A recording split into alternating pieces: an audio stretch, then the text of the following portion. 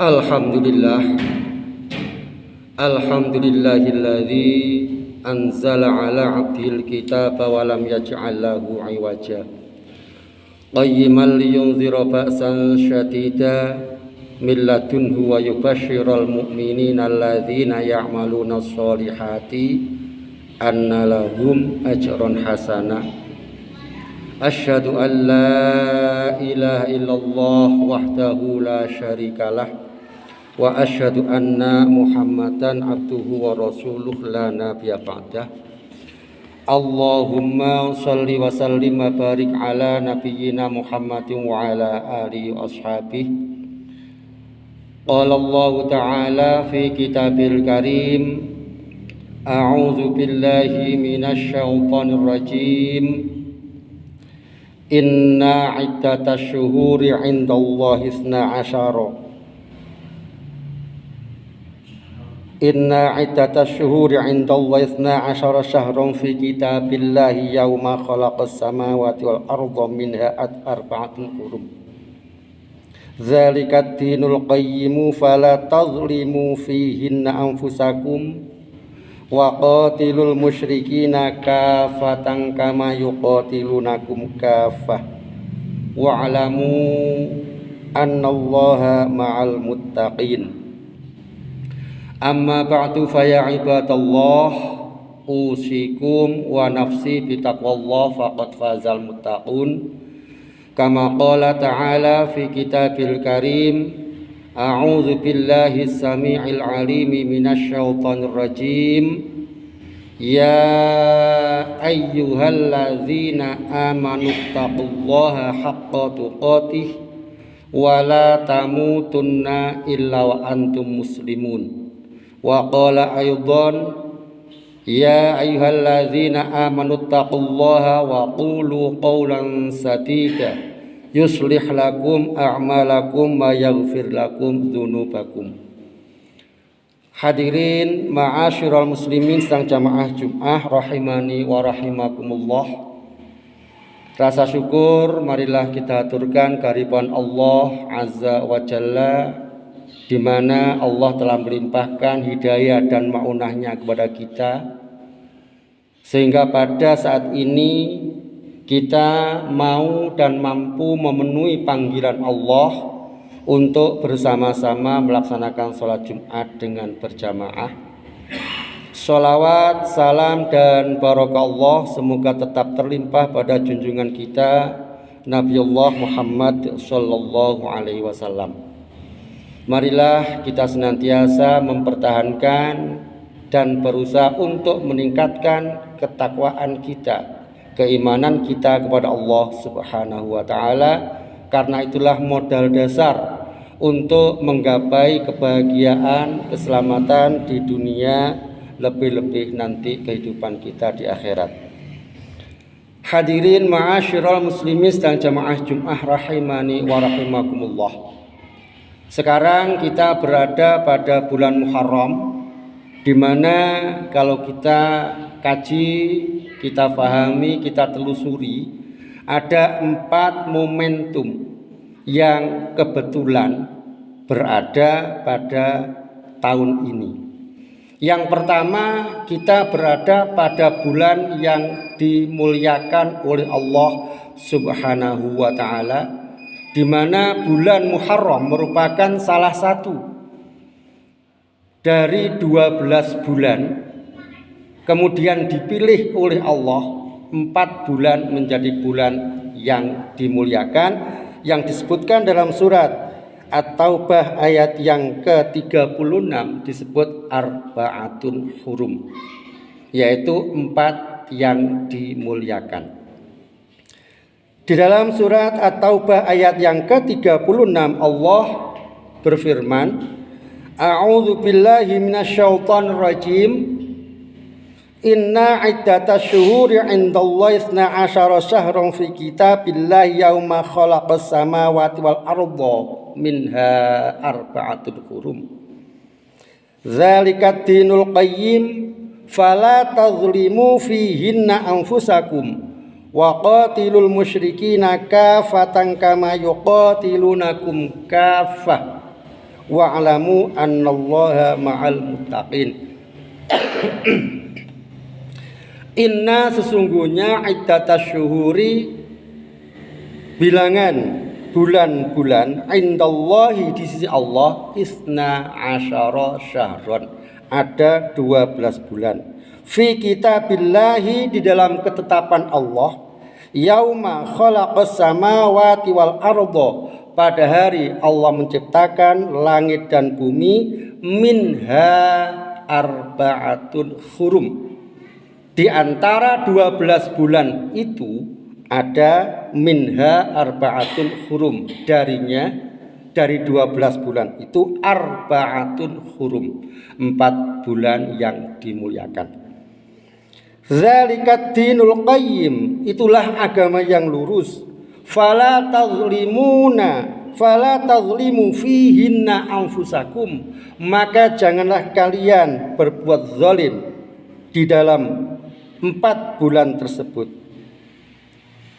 Janganlah kalian menzalimi dirimu sendiri di dalam 4 bulan tersebut. Wa qatilul musyrikina kafah, dan janganlah kalian membunuh atau memerangi orang-orang musyrik secara keseluruhan, kama yuqatilunakum kafah, sebagaimana orang-orang musyrik memerangi kalian semuanya. Wa'lamu annallaha ma'al muttaqin, dan ketahuilah sungguhnya Allah bersama orang-orang yang bertakwa. Hadirin ma'asyiral muslimin sedang jamaah Jumat rahimani wa rahimakumullah, di dalam surat At-Taubah yang 36 sudah dijelaskan bahwa bulan Muharram ini termasuk bulan arba'atun hurum. Maka di dalam bulan yang dimuliakan oleh Allah ini, hendaklah kita memperbanyak amal ibadah kepada Allah, kemudian jangan menzalimi diri sendiri, yaitu dengan memperbanyak perbuatan maksiat dan dosa. Bahkan di dalam surat At-Taubah yang ke-36 tersebut, Allah melarang umat Islam mengadakan peperangan pada saat itu. Hadirin ma'asyiral muslimin sedang jamaah Jumat rahimani wa rahimakumullah, tanggal 1 Muharram ditetapkan oleh sahabat Umar bin Khattab dijadikan momentum awal tahun baru Hijriyah, supaya kita tidak tasyabuh dengan orang-orang non-Islam, dengan orang-orang kafir. Maka sahabat Umar bin Khattab membuat kalender sendiri, membuat perhitungan sendiri yang disebut dengan kalender Hijriyah, di mana peristiwa itu diambil dari peristiwa hijrahnya Rasulullah bersama kaum muslimin dari Mekah menuju ke Madinah. Hadirin ma'asyiral muslimin sedang jamaah Jumat rahimani wa rahimakumullah, mengapa Umar bin Khattab mengambil momentum Hijriyah sebagai awal atau penanggalan Hijriyah ini? Karena peristiwa hijrah Rasulullah Muhammad sallallahu alaihi wasallam itu mengandung makna yang begitu besar dalam perjuangan Islam. Yang pertama, dalam rangka untuk menghindari kekejaman, keberingasan kaum kafir Quraisy yang senantiasa menghalangi dakwah Rasulullah sallallahu alaihi wasallam. Atas perintah dan izin Allah Subhanahu wa taala, Rasulullah mengajak kaumnya berangkat menuju ke Yathrib dalam rangka untuk apa? Mencari kemerdekaan. Kemerdekaan, kebebasan dalam berdakwah. Hadirin ma'asyiral muslimin sedang jamaah Jumat rahimani wa rahimakumullah, 13 tahun Rasulullah bersama para sahabat berdakwah di Mekah, namun begitu lambat dan susah untuk berkembang syariat Islam ini. Namun begitu peristiwa hijrah atau hijrah dilakukan oleh Rasulullah Muhammad sallallahu alaihi wasallam, bahkan di Madinatul Munawwarah yang saat itu disebut dengan Yathrib, sudah banyak orang-orang Yahudi Bahkan orang-orang Nasoro yang dulunya belum kenal dengan Islam, ingin mengenal Islam, kemudian menantikan dakwah Rasulullah Sallallahu Alaihi Wasallam. Maka dengan hijrahnya Rasulullah Sallallahu Alaihi Wasallam itu, maka berarti Rasulullah merdeka untuk berdakwah. Yang berikutnya, hadirin ma'asyiral muslimin dan jamaah Jumat rahimani wa rahimakumullah. Di tengah-tengah bulan Muharram, kita barusan saja memperingati kemerdekaan Republik Indonesia, di mana kemerdekaan Republik Indonesia notabene telah diperjuangkan oleh pahlawan-pahlawan kusuma bangsa yang notabene beragama Islam. Betapa banyak raja, banyak pemimpin-pemimpin dan tokoh-tokoh masyarakat yang beragama Islam, banyak ulama-ulama yang memperjuangkan kemerdekaan Republik Indonesia. Sehingga hadirin ma'asyiral muslimin sedang jamaah Jumat rahimani wa rahimakumullah, sebagai momentum kemerdekaan Republik Indonesia, salah satu wujud berdirinya suatu negara harus ada undang-undang dasar.